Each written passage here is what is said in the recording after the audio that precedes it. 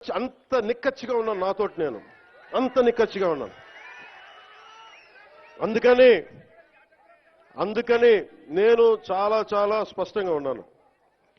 15 ఏళ్ల తక్కువ కాకుండా అలయన్స్ ఉండాలని మనస్ఫూర్తిగా నేను ఆ శక్తిపీఠాన్ని ఆనేసి చెప్తా ఉన్నా.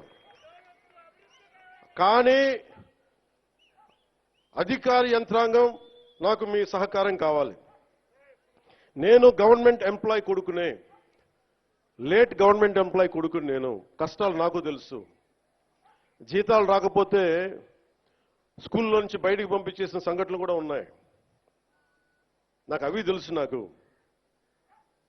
కరెక్ట్గా కూర్చోబెట్టి 1వ తారీఖు జీతాలు రావు, 7కో 8కో వస్తే స్కూల్ నుంచి పంపించేసేవాళ్ళు నన్ను. అవి కూడా చాలా సందర్భాలు జరిగినాయి.